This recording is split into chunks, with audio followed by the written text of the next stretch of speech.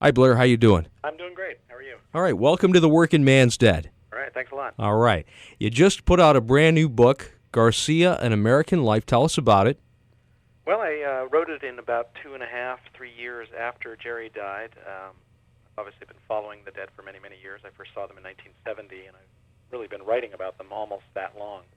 You were part of the Golden Road magazine. Yeah, I started the Golden Road with my wife, Regan, and we put it out for 9 years. And I had previously written another book, sort of a slight history of the Dead called The Music Never Stopped. But the Garcia book is definitely my grand opus, I guess you'd say. It's the biggest thing I've done about the band. My first question, what makes your book unique over all the others? There's a lot of books about Jerry out right now. Well, there are a couple. It's definitely the most comprehensive. I mean, I really researched his past very heavily. I got a lot into his childhood and teenage years, which had not really been written about very much, and the years when he was picking bluegrass and being in a jug band and all. I mean, sort of the pre-Grateful Dead period is something I emphasized a little bit more than past works have. And just the people that I interviewed for the book probably gave me a little better perspective than some of the previous books. I had a very long, soulful conversation with John Kahn, his bandmate in the Garcia band, a week before John died. And that really gave me a lot of information. And I talked to lovers and wives and bandmates. And some of the great stories about them traveling around to see bluegrass shows. Yeah, it was great. Yeah, Jerry traveling back east trying to record bluegrass just like a Deadhead traveling back trying to record the Grateful Dead, So he understood that world, and I think that's why his attitude towards the tapers was always so benign. His attitude was, well, we're done with it, they can have it. And I think that's an attitude he got from being a bluegrass taper. Very good. Tell me some of the other people you talked to that helped you make this book. Well, I had a 6.5 to 7 hour interview with Mountain Girl, his ex-wife and longtime partner. It was an interesting interview when she was going through pre-trial motions in her trial against Deborah Garcia. Deborah Garcia. Oh, I got it all on tape. Yeah, I'm sure you. Oh, yeah. The War of the Wives. Oh, yeah, that was called something. By People magazine. Anyway, one day when she came down for one of the pre-trial motions, we had sort of been dancing around about when we were going to do an interview, and she said, "Well, I'd love some company going back to Oregon. You want to drive with me?" So we split the drive up to Oregon from the Bay Area and did the interview in the car on the way up. So that was really neat, and I spent the night at her house. Yeah, I bet it was. Yeah, it was neat. And Vince Welnick was a very good source. He's a very bright guy and a nice guy, and really understood what was kind of interesting and fun about the latter-day Grateful Dead, and obviously cared a lot about Jerry. Very much so. As did Bruce Hornsby. Bruce Hornsby is another very soulful guy who is very articulate about music and is articulate about the Grateful Dead. I mean, he's a guy who was playing Grateful Dead music long before he played with the Grateful Dead. He was in a cover band in Virginia back in the 70s and that kind of, and with his brother, I believe it was. So and Mickey Hart is always a great interview. He was very generous also. So a lot of people. It was great. His brother Tiff Garcia was great, and I tracked down this cousin Daniel Garcia who told me a lot about Jerry's youth and one of Jerry's original picking partners, and was there when Jerry bought his new guitar, his first guitar, that kind of thing. His aunt Lenore, who is 90 years old, but was the sister, of Jerry's father, still alive and still very bright and tells stories with great clarity, even though she's of an advanced age. So it was fun weaving together all these interviews along with interviews that I've done through the years with Jerry. I mean, I interviewed Jerry 9 times. I've interviewed Bob 4 or 5 times. Phil. I've interviewed all the band members at different times.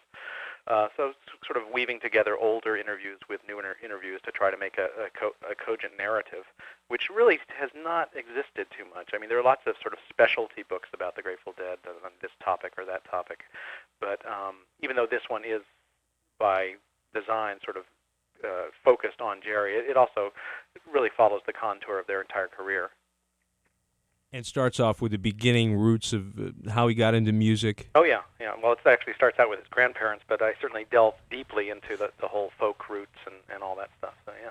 Garcia, An American Life is what it's called. You can get it pretty much at any bookstore. Right, exactly.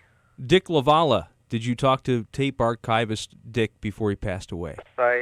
Dick actually gave me a great interview. I knew Dick for about 20 years, actually, before he died, and was very sad that he died, obviously, and we were, in fact, working together on this project that you might have heard of, this box set that's coming out. So Many Roads. So Many Roads. It's coming out around Halloween, I believe, and Dick was there making us tapes. We'd say, Dick, give us your 10 favorite versions of Estimated Profit, and 2 days later he'd have the DAT tape with, going from 77 to 93 or something, and we did that. He did that with several songs, and a number of the choices that ended up on the final box are definitely ones that he had uncovered. So he was of invaluable assistance, and he will be greatly missed. I mean, he's literally irreplaceable. I don't know I have no idea who's actually going to do that job now, but he was such a great resource and knew so much and had so much of the right spirit. I mean, his record speaks for itself. His 14 CDs speak for themselves.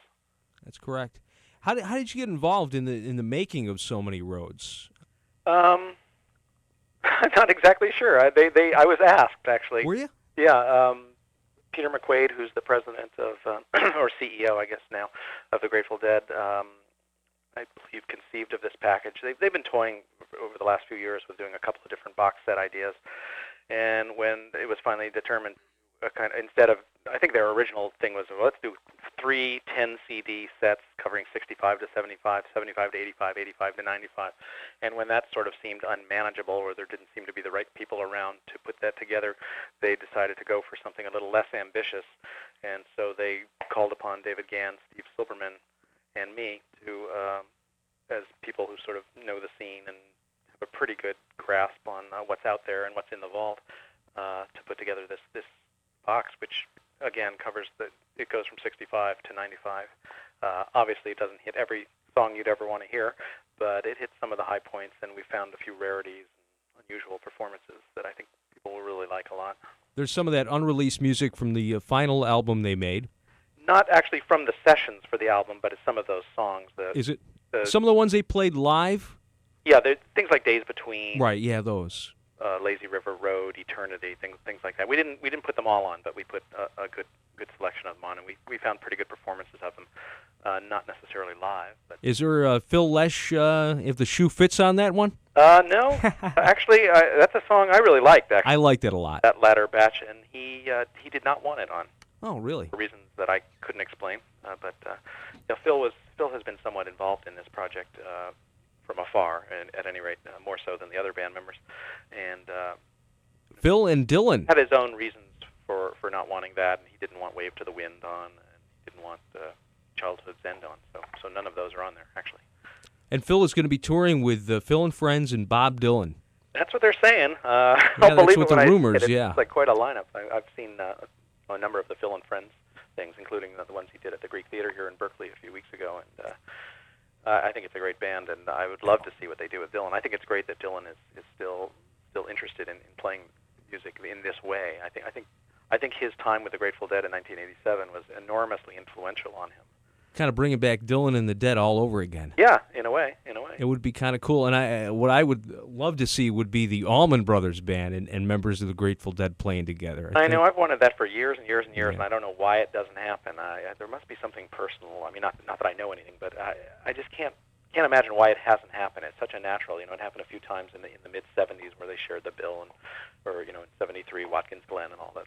It'd be a great treat, though. That's for sure. I know. It'd be great. And the Allman Brothers have kept their density level, and I guess the new lineup, which I have not seen, with Derek Trucks, is really great. I certainly love the lineup with Warren Haynes. Very nice lineup they have. That would be something to look forward to. So tell us more about the book.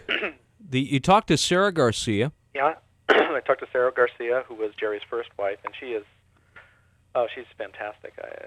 Everybody who talks to Sarah falls in love with her. She's bright, vivacious, just a really sweet woman, and she's a doctor or some kind of, I believe she's a doctor or something, getting her license or something in Michigan right now.